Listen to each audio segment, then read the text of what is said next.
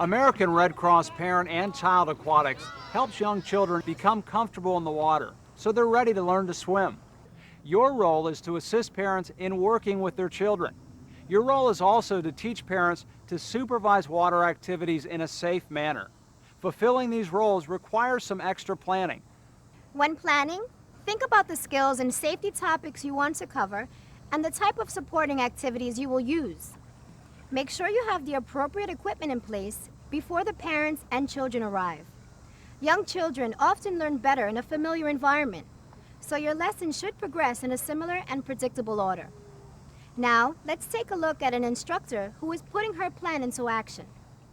I'd like to welcome you to the American Red Cross Parent-Child Aquatic Program. My name is Harriet, and I will be your instructor during this 2 weeks that we have the course going. Starting each lesson with a parent orientation gives you the opportunity to describe the goals of the day and what they can expect.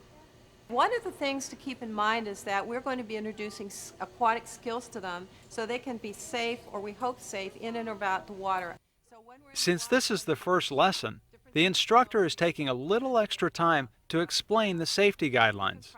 These include pointing out the limits of the teaching area and the rules for entering and exiting the water. It's also a good opportunity to remind parents that the purpose of this course is to help their child become more comfortable in the water, and that each child should be encouraged to learn at his or her own pace. So let's get up and let's walk over to the side of the pool and bring them along with you. Next, you will want to have your students enter the pool and get adjusted to the water. Sitting or kicking at the side of the pool or using toys is a great way to start. I'd like you to kind of get them a little introduced to the water. We can try a little sprinkling can with them and let them try that with the babies. You want to try some of that, Sebastian? Oh, look at that You want to try that one? Let's drip some water up on me or on you. We also have some little sponges that you might want to just try dripping some water on them. And we could just do that with the baby. And we're going to also have you use a cue with your child. It could be ready, go, ready, set, go, 1, 2, 3. But that's the cue we're going to use every time we bring them in or do a skill with them in the water. The one that I want you to watch is the infant as we bring her in. Becky, grasp them under the shoulders and bring them in towards you as they come into the water. And I want you to be at face level with them when you come in. So I'd like to have you come in the water, moms. Always have the parents enter the water first. Remind them to keep in contact with their children.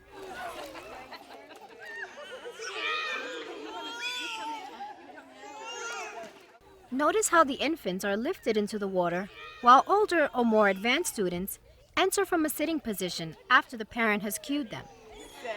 This is an example of how you can adapt a skill so that it is appropriate for the age and skill level of each child. All right, moms, let's get in a circle. We're going to play a little song game, and you all know Wheels on the Bus?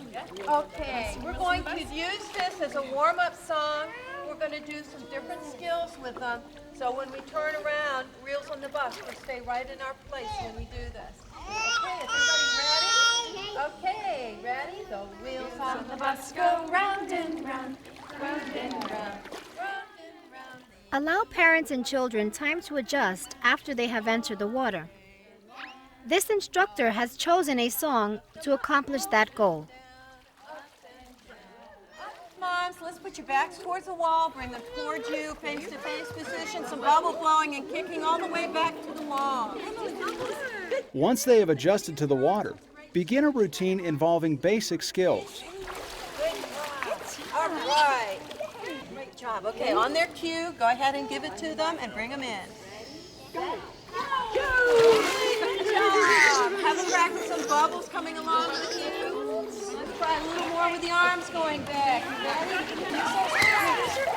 Out to the side. Reach, reach, reach, reach.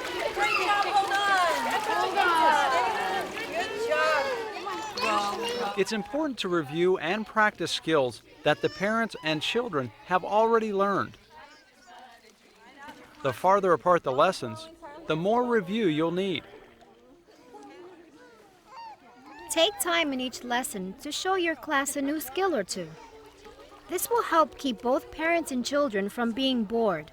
Okay, moms, I want you to remember that when you have them in the water, that you're down at their level. because if you're too high, you might forget that their faces are going to be in the water. Also, be sure to integrate water safety information and techniques into each lesson.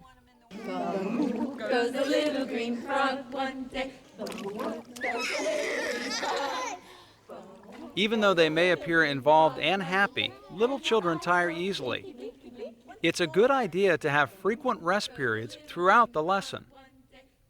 This instructor ends her class on time with another circle activity involving song and skill review.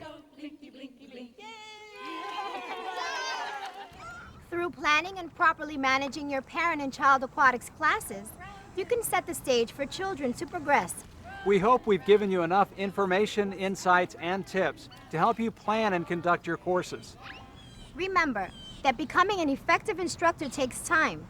Take every opportunity to practice what you have seen as you continue with your training. What you've learned here today will give you a great start as an American Red Cross water safety instructor.